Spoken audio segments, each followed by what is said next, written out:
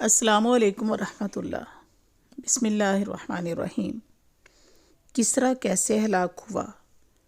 رسول اللہ صلی اللہ علیہ وسلم نے خط لکھے کیسر و کسریٰ کی طرف، اسلم تسلم، اسلام قبول کر لو، دین اسلام کی طرف آ جاؤ، تسلم، تمہیں سلامتی مل جائے گی، اللہ کی توحید کو مان لو، تمہاری سلامتی کا راستہ یہی ہے۔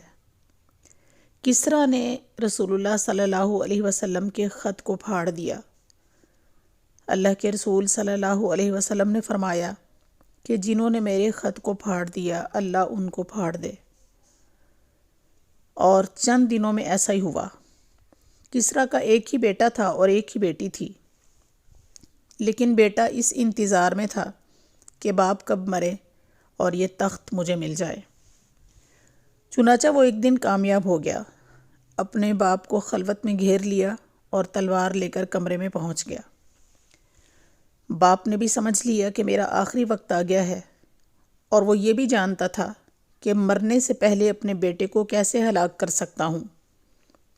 اس نے ایک شیشی لی اور اس میں زہر بھرا اور اس پر ایک عدد لیبل لگا دیا، معجون مقوی، کہ جب تخت پر بیٹھے گا تو پھر عورتیں، شباب و کباب کے علاوہ کوئی راستہ نہیں ہوگا۔ اس کو اس کے لیے طاقت چاہیے، قوت چاہیے۔ معجون مقوی کا لیبل لگا دیا۔ بیٹے نے باپ کو قتل کر دیا۔ رات کو شباب و کباب کی محفل ہوئی۔ وہ شیشی اس کے سامنے آ گئی، سمجھا کہ یہ واقعی معجون مقوی ہے، مجھے بڑی تقویت دے گی اور رات خوب رنگین گزرے گی۔ وہ معجون سمجھ کر کھا گیا، جبکہ وہ زہر تھا۔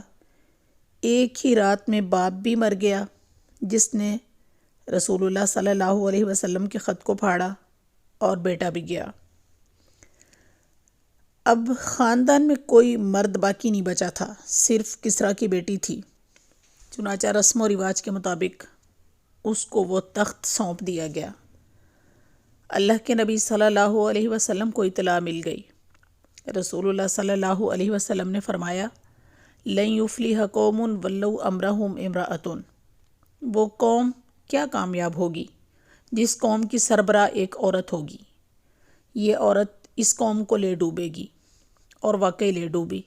تھوڑے ہی عرصے میں کیسر و کسریٰ دنیا سے ملیا میٹ کر دیے گئے۔ تو یہ ہے دین اسلام کی دشمنی کا انجام۔ اللہ دین اسلام کا بول بالا فرمائے پوری دنیا میں، اور ہمیں دین اسلام کے سچے پیروکار بنائے۔ اللہ نگہبان۔